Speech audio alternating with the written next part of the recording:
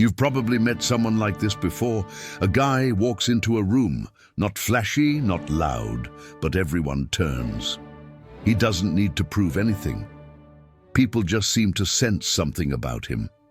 He looks around calm, composed, as if the air itself is adjusting to make room for him. He could be a nobody on paper, but in that moment, you wouldn't know it. His presence says otherwise. And you sit there watching, wondering, how does he do that? Why do people treat him like he's important even when he's done nothing yet? Here's the uncomfortable truth. He's not necessarily better than you. He might not be smarter, more skilled, or more deserving, but he does one thing you don't. He acts like no one is better than him. And the world believes it. You've been taught to wait your turn, to be humble, to let your work speak for itself. But in reality, the world doesn't wait to hear your story. It reads your posture, it listens to your tone. It watches how you walk, how you speak, how you sit, how you look someone in the eye or avoid it. Your presence speaks before your voice does. And if your presence says, "I'm unsure," then people will treat you like you don't belong, no matter how brilliant you are inside. That's why the phrase, "act as if you are the best," is not just motivational fluff. It's a survival strategy. You don't become powerful and then start acting like you deserve respect. You act like you already deserve it, and that's what opens the doors. This might sound like theater, and in a way it is. But theater is not fake. Theater is performance with intent. When an actor steps on stage, they're not lying. They're showing up fully, taking the role seriously, and inviting others into belief. That's what you must do. Because in the theater of life, those who hesitate to perform are given background roles, no matter how brilliant they are behind the scenes. You might think the world rewards skill. It doesn't. It rewards certainty. The man who walks with conviction gets listened to even when he's wrong. The man who hesitates even when he's right is often ignored. People follow energy, they follow clarity, they follow the one who seems like he knows. Confidence is not a prize you earn after you've won. It's the armor you wear before the fight begins. It's not the result of success, it's the condition for it. Think of the times you let opportunities pass because you didn't feel ready. Think of the conversations where you wanted to speak but doubted your right to say anything. Think of the times you worked harder than anyone else but were still passed over because someone else claimed the position with confidence while you waited for permission. This world doesn't hand out permission slips. It hands out rewards to those who act like they already belong at the table. That's why some of the most successful people aren't the most talented, they're the most convincing. They walk like the ground owes them something. They speak like their words are law. They move like the crown is already on their head, even when it's still invisible. And eventually, the world starts to see the crown too. It's not magic, it's repetition. It's the discipline of showing up every day as the man you want to become until you've repeated the image so many times that people stop questioning it. They just believe it. You might say, "But I'm not that confident yet." That's fine. You don't need to be. You just need to act like you are, not to deceive others, but to retrain yourself. You're not pretending, you're becoming. You're shaping your presence like a sculptor shapes stone. You carve, you polish, you adjust, and slowly the image becomes real. Every movement matters. How you enter a room, how you shake hands, how you listen, how you speak, it's all part of the signal you send. And that signal is not passive, it's active. It either pulls people in or pushes them away. It either says, "I am someone," or "You can ignore me." People don't dig deep. They respond to what's on the surface. Not because they're cruel, but because that's how we're wired. We don't have time to evaluate everyone's soul, so we go off cues. Body language, voice, eye contact, pace, posture, confidence. This is not about arrogance, it's about assumption. If you assume you are powerful, you will begin to walk like it, speak like it, look like it, and the world will slowly reflect that back to you. If you assume you are invisible, that you need to prove yourself first, that others are better than you, then you'll move accordingly. You'll shrink. You'll wait. You'll apologize for taking up space. And again, the world will reflect that back to you. You are not just living in the world, you are projecting into it. And the world is responding to what you project. Not to your potential, not to your truth, but to your signal. So act like you're the best, not to put others down, but to show yourself in the world that you finally understand what no one ever taught you. Power is not granted, it is assumed, and the one who dares to assume it wins. Have you ever wondered why some people, even when they have nothing truly remarkable to offer, still get all the attention?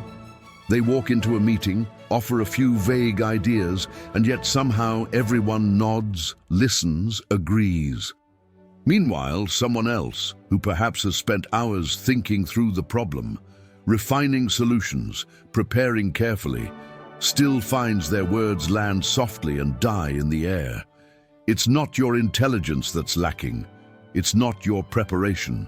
It's the signal you send the moment you open your mouth, or even before. The world doesn't follow competence, it follows certainty. People crave something firm to believe in, and when you walk and speak like you're absolutely sure of yourself, you become that anchor others are looking for, even if your ideas aren't perfect. Confidence, then, is not a reward. It's a requirement. If you want to lead, you cannot wait until you feel completely ready. You will never feel completely ready. No one does. That's the secret. The difference is, those who rise choose to act like they're ready, even when they're terrified inside. That's the lie that becomes the truth. Because every time you carry yourself like you're in control, people begin to believe it. They adjust themselves to your rhythm. They respond to the image you project, not the facts you carry. This is why you've seen average men lead exceptional teams. Why loud, overconfident voices take up all the space while the quiet genius remains a footnote. Because the world reflects what you are, what you broadcast, not what you contain. You can be brilliant, insightful, and strong. But if your behavior whispers hesitation, people won't dig deeper to find out what you're really made of. They'll take the hint and move on. That's why you must own the room before the room offers you permission. Walk in like you belong. Speak like you've already earned your place. Carry yourself like you've got nothing to prove, because the moment you try to prove something, you signal that you might not be as powerful as you claim. Even hesitation becomes a message, a delay in response, a nervous laugh, a hunched posture. These are tiny leaks of energy that signal to the room, I'm not sure of myself. And people feel that instantly. And because people are deeply wired to follow strength, or what looks like strength, they begin to reposition you. They put you one rank lower. They take your suggestions with a grain of salt. They test your boundaries more freely. They question your opinions more often, not because they want to hurt you, but because that's how the human brain operates. We trust what we can feel. We follow what we can sense. And confidence, true or performed, is one of the most powerful emotional signals in existence. It creates gravity. It draws people in. This is why you should never wait to be celebrated before you carry yourself like a winner. Never wait to be validated before you stand tall. Never wait for your turn to speak up. Take it. Every hesitation is an invitation for someone else to steal your moment. This isn't about being loud. It's about being sure. Even your silence can command power if you choose it deliberately. When you sit in a room and say little but hold eye contact, sit upright and exude certainty, people begin to wonder what you're thinking. They lean in. They pay attention because silence, when paired with confidence, becomes mystery. And mystery is magnetic. But silence without presence, that's just invisibility. You must learn the difference. When you walk into a space, your first task is not to explain yourself. It's to occupy it fully with your spine, your steps, your breath, your gaze, with your energy. Before you say a word, your presence has already started the conversation. And when you finally speak, Let your voice carry the weight of your belief. Not just belief in your idea, but belief in yourself. Speak like your words matter, like they carry consequences. Like people would be foolish not to listen, because the truth is, if you speak without belief, your audience won't believe either. And if you don't look convinced of your own power, no one else will be. People want to follow someone who seems to know where they're going. They want to stand behind someone who already seems chosen. They want to hand the crown to someone who already acts like they're wearing it. So act. Not because you're arrogant, not because you're faking anything, but because you understand this game and you're done sitting on the sidelines. You don't owe the world your humility. You owe it your presence. And if you don't claim your space, someone else will.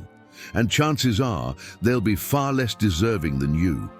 You might still wonder, what if I'm just pretending?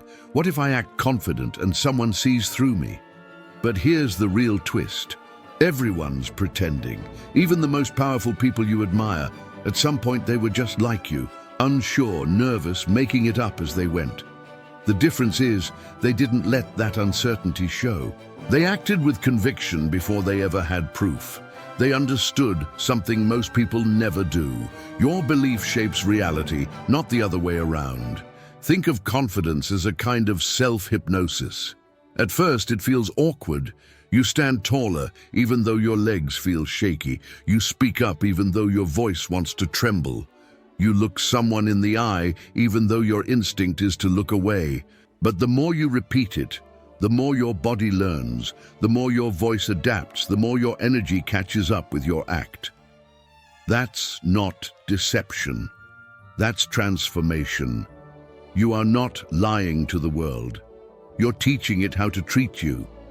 And you're teaching yourself who you're becoming. Because every time you carry yourself like a man of value, you start to believe it. And once you believe it, others follow. This is how reputations are built, not on truth, but on consistency. The world doesn't reward the most talented. It rewards the most consistent signal. If you project the same image day after day, people eventually accept it. They stop questioning. They repeat it. And soon your myth becomes your identity. You've seen this in action. A man walks into a room with quiet certainty. He doesn't need to brag. He doesn't even need to talk much. But people make way for him. They defer to him. Why? Because he assumes power. And assumption is contagious. It spreads like scent. People feel it before they understand it. On the other hand, think about the man who walks in unsure of his place. He smiles too often. His body shrinks into itself. He tries to be agreeable, to cause no discomfort, to take up as little space as possible. And what does the room do in response? It forgets him. It overlooks him. Not because he's not worthy, but because he told the room without saying a word, "You don't have to respect me." This is the quiet disease of self-erasure, and it is a choice. You can choose to shrink, to defer, to wait until someone tells you you're enough, or you can choose to stand as if you already are. You don't need permission to start acting powerful. You act powerful and the permission follows. The world will treat you exactly the way you treat yourself. So when you walk into a room, stop playing small.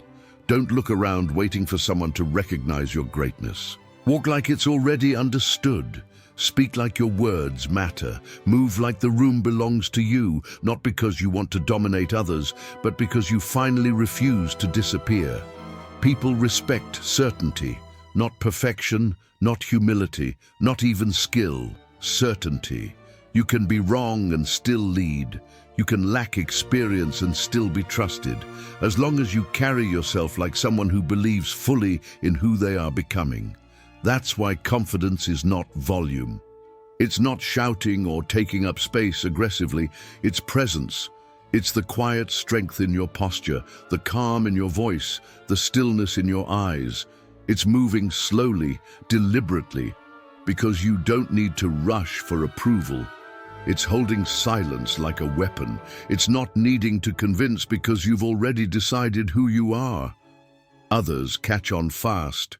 People want someone to follow, someone to trust, someone who carries belief like a flame and lights the way for others. And when they sense that energy in you, they start to organize around it. Not because you forced them to, but because they were waiting for someone like you to appear. So don't wait. Don't keep asking yourself if you're ready. Readiness is a myth. No one feels ready. The strongest people you know were just bold enough to act before they were certain. They jumped and learned to land on the way down. That's your job now. Not to perfect your image, but to choose it. Not to wait for proof, but to assume your role. Not to apologize for who you are, but to broadcast it with quiet force. Because if you don't, someone else will define you for you. And they'll write a version of your story that fits their narrative, not yours. That's the risk of silence. That's the cost of hesitation. You can either teach the world who you are, or you can let it label you based on how uncertain you seem. You've probably heard the saying, fake it till you make it. But that's not quite right. You're not faking anything. You're becoming. You're practicing power the way a musician practices their instrument. Not pretending to know, but committing to learn by doing over and over again until the movements, the voice, the posture, the energy, they're not an act anymore, they're you. And when you get to that point, when you've worn the crown so long it no longer feels heavy, people stop questioning, they stop testing. They start assuming what you assumed long ago. You're the one who leads, the one who matters, the one who belongs at the top. The irony is cruel, but true. Power doesn't go to the best. It goes to the one who believes he is the one, who acts like the best. The one who radiates without apology that no one is better than him, not because he hates others, but because he finally stopped doubting himself. You are not in a contest for who is nicest or smartest or most hardworking. You're in a game of perception, and perception bends reality. If you carry yourself as invisible, you will be. If you speak like you're unsure, you will be challenged and ignored. But if you speak with calm conviction, move like your steps have purpose, and stare into the world like nothing can shake you, people will feel it and they will respond. You don't need to scream to be powerful. You don't need to dominate to lead. You don't even need to have it all figured out. What you do need is to drop the habit of asking permission to exist. Stop waiting for someone to recognize your potential. Stop hoping someone will call on you. Stop shrinking your presence to fit someone else's comfort. If they're uncomfortable with your greatness, let them squirm. That's not your problem anymore. Power is not a reward handed out by fair judges. It's a mirror. It reflects whatever you send it. If you send fear, it gives you rejection. If you send confidence, it offers opportunity. You are not just walking through life, you are declaring yourself with every step. And every time you walk into a room, every time you speak, every time you choose to be silent or to act, you're sending a message. This is who I am. This is how I expect to be treated. So let me ask you, what have you been broadcasting? Have you been acting like a man who is still waiting to become good enough, or a man who already knows he is? Have you been walking like someone unsure of his worth, or someone who carries himself like the world owes him attention? Because that answer, more than your talent, your resume, or your intentions, is what determines how the world will treat you. If you assume you are a background character, the world will never cast you as the lead. If you act like your voice doesn't matter, people will stop listening. But if you assume you are necessary, if you move like you are valuable, then others will adapt to that energy. They will believe what you believe. Because confidence, when repeated with discipline, becomes truth. You may not control every situation. You may not always get the outcome you want, but you do control how you show up. And when you show up with certainty, people feel it. When you walk into a room and your presence speaks before you do, something shifts. That shift is what separates the forgotten from the unforgettable, the sheep from the wolf, the one who waits from the one who decides. So here is the truth that ends all debate.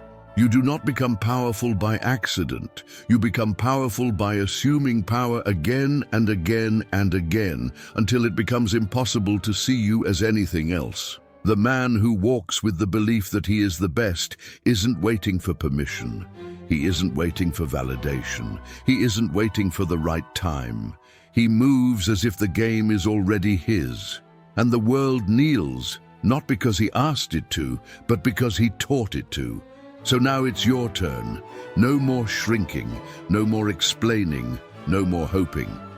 From this moment forward, walk as if no one is better than you.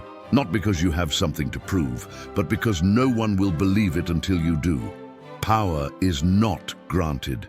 It is assumed. And the one who dares to assume it first rules. Now tell me, who are you going to be the moment this ends?